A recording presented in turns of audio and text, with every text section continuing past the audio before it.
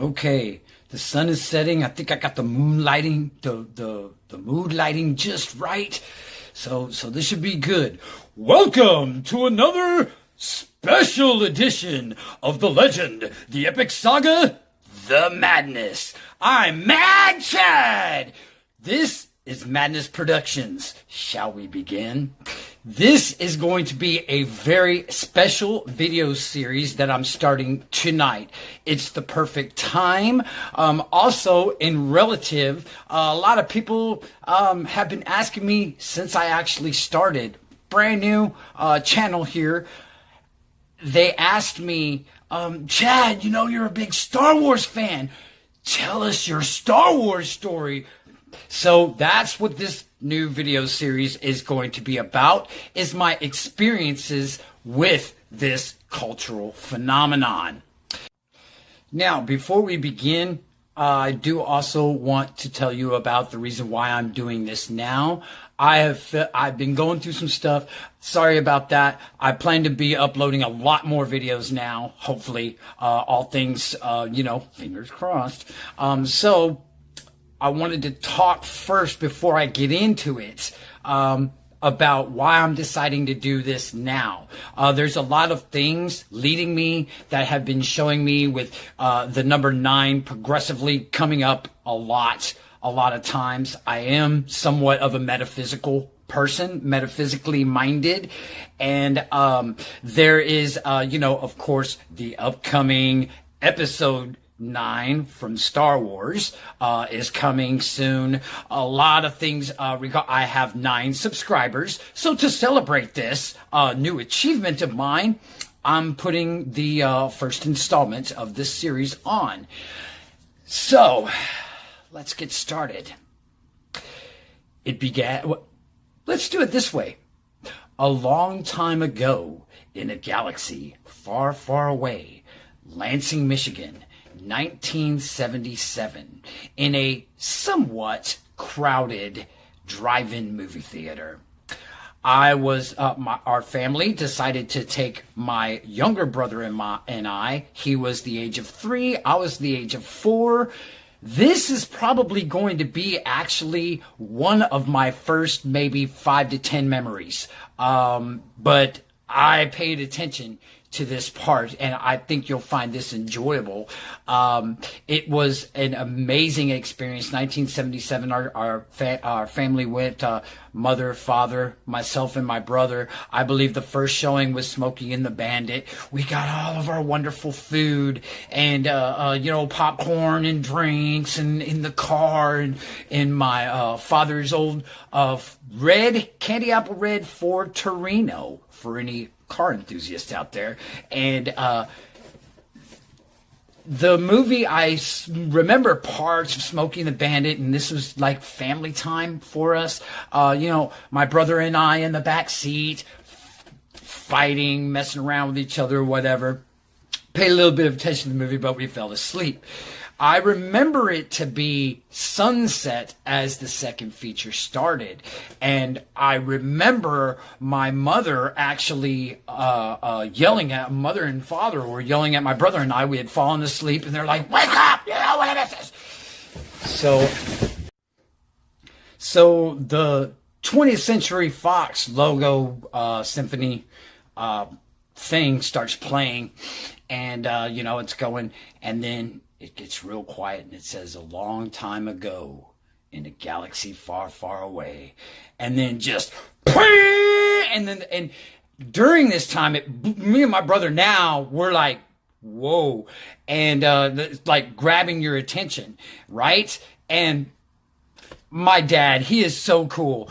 He started, because we were very young, I understood the alphabet. My brother, I don't think he had started learning how to read yet. Again, we were little, 3 and 4. And my dad, he starts saying to across as the crawl is going, he's reading with the crawl so that we can understand it, and he's doing it in a voice very reflective, how it reminds me of every time I watch the narrator or listen to the narrator on Star Wars The Clone Wars, a long time ago in the galaxy far, far away. So Dad read the entire crawl to us that way. And again, as the crawl goes up, it pans over to the panoramic view. Now, this is during the time where they had a lot of people in America were watching space and everything. So I had seen, views from Skylab and such of the Earth, the curvature of the planet Earth, things like that. So it's a curvature of a planet, but it's not Earth. It's a new planet. There's a moon floating around in the background, and suddenly across the sky streaks a Corellian Corvette with like 6 afterburners in the back of it and laser bolts firing back and across. And the next thing you see is, and this I remember so distinctly, this is what held my attention for the rest of the movie, a gigantic wedge coming down, so much larger than the craft that we just seen before, obviously trying to escape it. This enormous wedge coming down, and the special effects that were put into that, and it was so huge and it was so ominous. And this is like the first 3 minutes of the movie. It held our attention, and our parents were they were cracking up. They were enjoying themselves, sort of relative to what a dude said recently in the last couple of weeks or something. But anyway, I digress. They were enjoying our reactions from the movie because we were glued. We were glued. In fact, so much so that I was having problems hearing the speakers because it's a 2-door Torino, and mother and father, they have the speakers out there. So Dad actually drove the car further up so that they would be closer to our ears. Yes, when I was younger, I used to complain quite a bit, but I got my way in this case. So win-win. And so we were enjoying ourselves, and I remember all the memorable moments. I decided to pick tonight at sunset. It happened to be the right time when I was recording, and I remember it being somewhat sunset outside as R2-D2 is crossing the landscape of Tatooine and gets attacked by the Jawas, and it's slowly becoming night. And I'm not sure if Ralph McQuarrie did the panoramic for that, the background, like the matte paintings that he would do. I'm not sure if that was an actual Tunisian sunset or if Ralph McQuarrie helped it, but the lighting, everything in that part was another amazing cinematographic moment of being able to capture another world, but doing it still here on Earth. But you were able to relate to it because it still had relatable elements like the sunset. And interestingly enough, this is a planet with 2 suns. So that stuck out to me in my mind during that part with R2-D2 and the Jawas jump out and they're, I love that. Wait, let me get some justice on that. This is what I meant to do. I meant to do this one because I can do it pretty good when I try.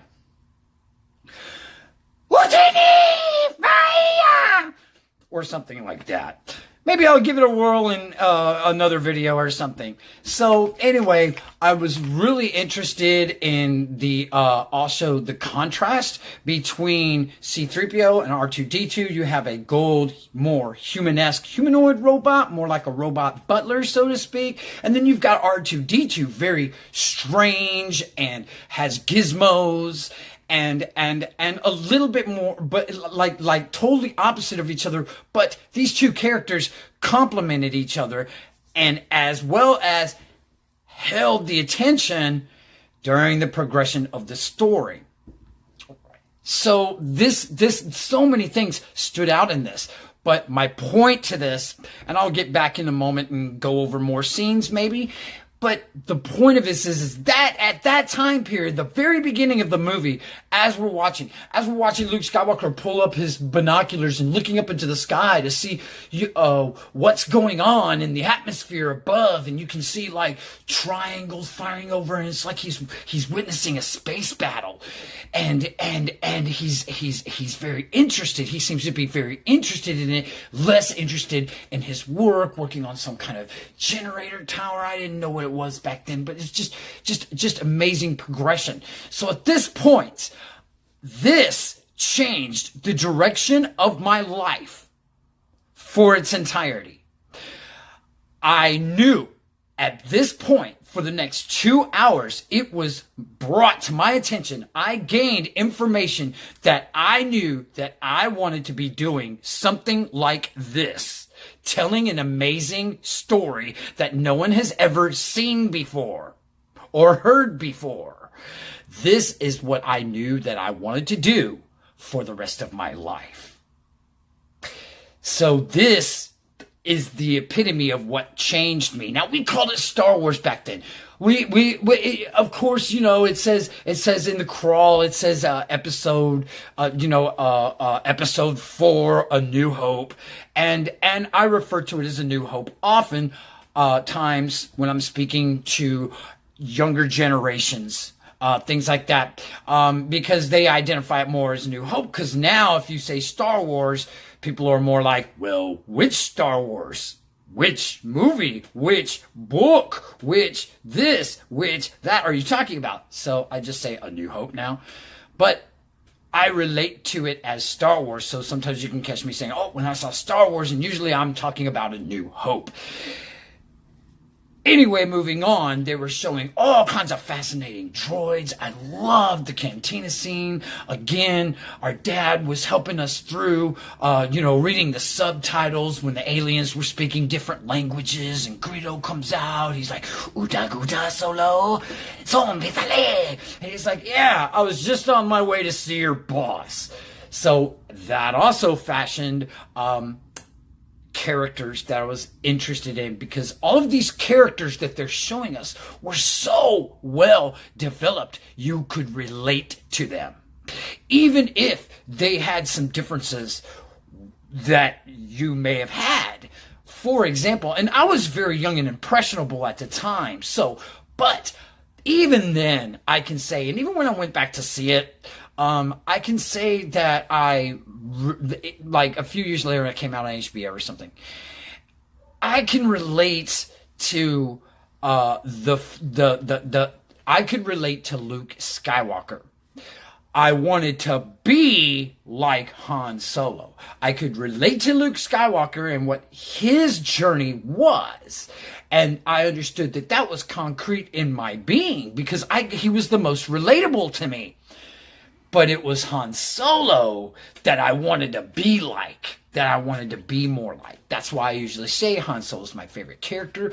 But Luke Skywalker, not Jake Skywalker, Luke Skywalker is the driving engine for the entire storyline, for this story. It's the saga of how the Skywalkers grow up. Now, before I go any further, I meant to say this as well at the beginning of this video, that there's going to be a lot of spoilers in this series. So, spoiler alert now.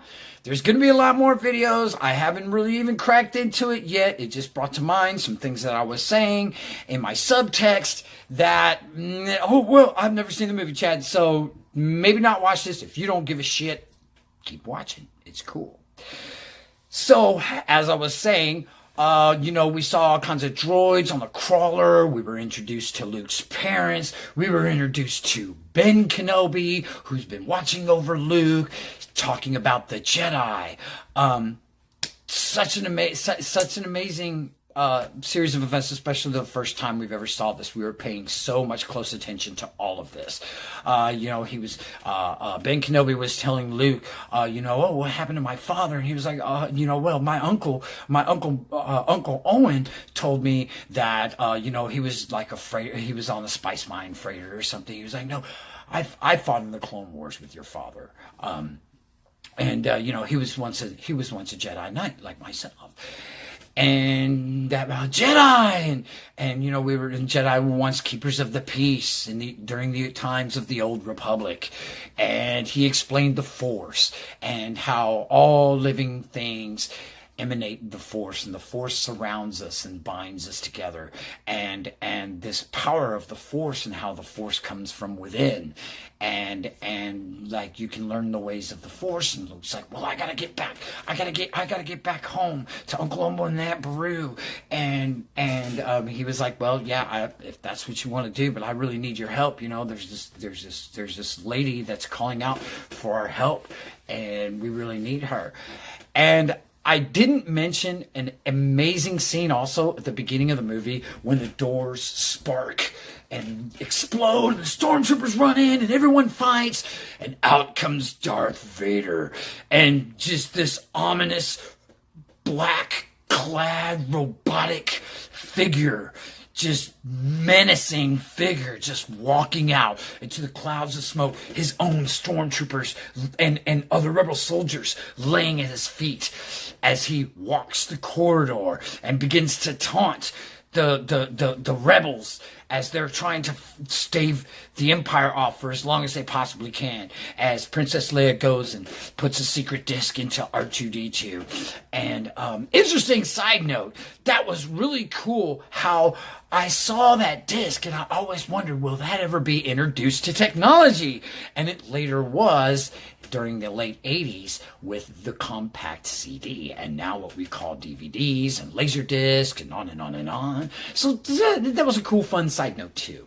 Back down on Tatooine, we have the droids, and they're on their way, and you know, we're being introduced to Luke's family, who, when Luke races back after speaking to Obi-Wan Kenobi, he goes back and finds his hut, his home, decimated, destroyed by stormtroopers. You know, after they had seen the events of rescuing 3PO and R2, and you know, had to go out and get them, you know, and leave his family. He had to leave real early so he could find the droids and be attacked by sand people. And once they came across the sand crawler in which they sold the droids to the Owen farm, the sandcrawler that was destroyed, Obi-Wan Kenobi mentions about, you know, well, these tracks are side by side.